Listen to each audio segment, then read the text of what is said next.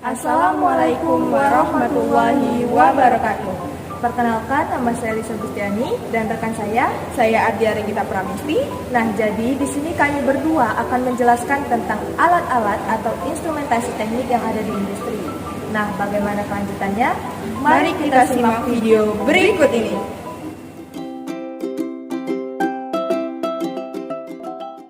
Instrumentasi teknik yang pertama adalah scaffolding. Berdasarkan Peraturan Menara Trans Nomor 1/1980 terkait keselamatan kerja dan konstruksi bangunan, scaffolding adalah peralatan yang dibuat untuk sementara dan digunakan sebagai penyangga tenaga kerja, bahan-bahan, dan alat-alat pada pekerjaan konstruksi bangunan. Nah, fungsi scaffolding di sini adalah untuk membantu pekerja bekerja dengan aman di tingkat ketinggian tertentu dan area yang tidak memiliki akses untuk pijakan. Sifat scaffolding sendiri adalah temporer atau sementara yang bisa dibongkar saat selesai digunakan. Nah, umumnya scaffolding terdiri dari dua tipe, yaitu scaffolding besi dan scaffolding bambu. Di sini juga terdapat jenis-jenis scaffolding. Yang pertama adalah trestle scaffolds, bracket scaffolds, prefabricated scaffolds, mobile scaffolds, tube dan coupler scaffolds, spur scaffolds, cantilever scaffolds, mesh climbing board platform, suspended scaffolds or hanging scaffolds, gantry protection, and scaffolds.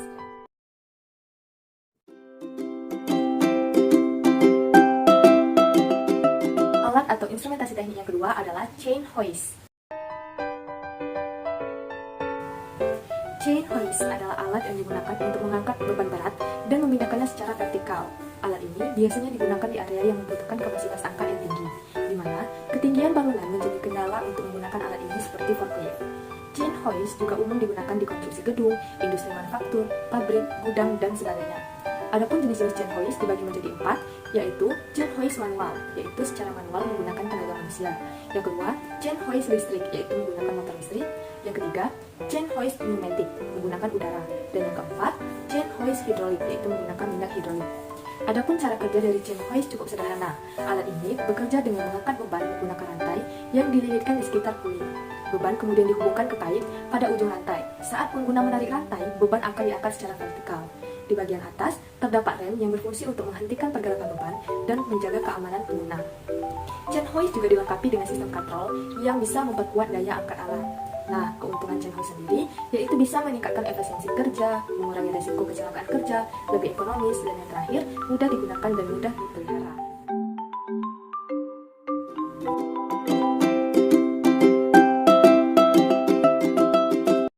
Selanjutnya, alat atau instrumentasi teknik yang ketiga adalah pressure transmitter. Pressure transmitter adalah perangkat yang mengukur tekanan lalu mentransmisikan sinyal output ke sistem kontrol. Fungsi pressure transmitter yaitu untuk mendeteksi nilai tekanan yang ada pada suatu fluida, atau bisa dikatakan untuk menstandarkan sinyal yang dikirim oleh sensor, kemudian mengirimkan sinyal yang telah distandarkan ini ke controller. Nah, pressure transmitter ini memiliki dua jenis. Yang pertama adalah pressure transmitter absolute atau gauge. Di sini menggunakan prinsip kerja menerima tekanan dari fluida yang akan diukur. Nah, jenis ini hanya memiliki satu sensor.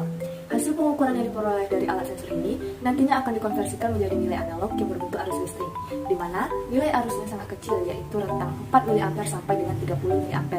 Dan hasil perubahan arus tersebut nantinya akan dikirimkan ke temperatur controller, lalu diubah menjadi nilai aktual dengan berbagai satuan seperti PSI, kg per cm², dan lain sebagainya. Nilai aktual tersebut kemudian ditampilkan dalam bentuk angka digital pada display controller. Yang kedua adalah jenis differential pressure transmitter, yaitu mengukur nilai tekanan dengan menggunakan perbandingan antara selisih dari dua nilai yang diukur. Sesuai dengan namanya yaitu delta bar. Jadi yang diambil adalah selisih atau delta tekanannya. Differential pressure transmitter ini mempunyai dua sensor. Cara kerjanya yaitu mengukur selisih dari nilai tekanan tertinggi dan nilai tekanan terendah. Kemudian proses kerja transmitter ini akan berjalan seperti jenis pressure transmitter biasa, yaitu nilai selisih tersebut akan diubah menjadi analog dalam bentuk arus listrik dengan satuan miliampere.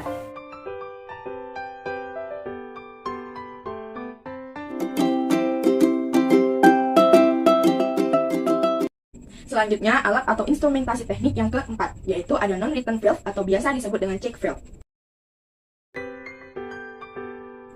Non-return valve, valve yang digunakan untuk mencegah aliran berlawanan dalam sistem perpipaan dikenal sebagai check valve. Lebih jelasnya, valve jenis ini juga dikenal sebagai valve satu arah atau non-return valve, yang digunakan untuk mengalirkan fluida hanya ke satu arah saja agar tidak terjadi reverse flow atau back flow. Tekanan fluida yang mengalir pada pipa akan membuka saluran, sementara arah aliran sebaliknya akan menutup. Valve jenis ini memungkinkan aliran tanpa hambatan dan secara otomatis menutup saat tekanan berkurang. Adapun jenis-jenis check valve: 1. Swing check valve, 2. Lift check valve, 3. Dual disc check valve, dan keempat stop check valve. Untuk pengaplikasian check valve pada industri yaitu 1. Untuk instalasi air, 2. Industri minyak dan gas, 3. Industri kimia, dan 4. Industri pengolahan makanan.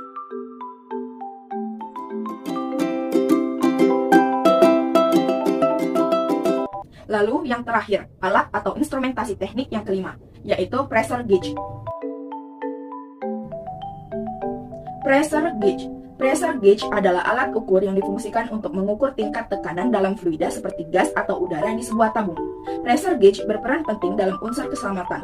Pasalnya, mesin atau instrumen bisa saja meledak sewaktu-waktu dengan tekanan yang melebihi kapasitas.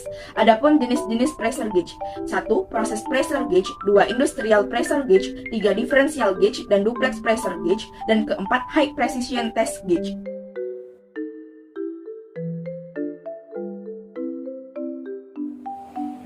Itulah sedikit penjelasan mengenai alat-alat atau instrumentasi teknik yang ada di industri.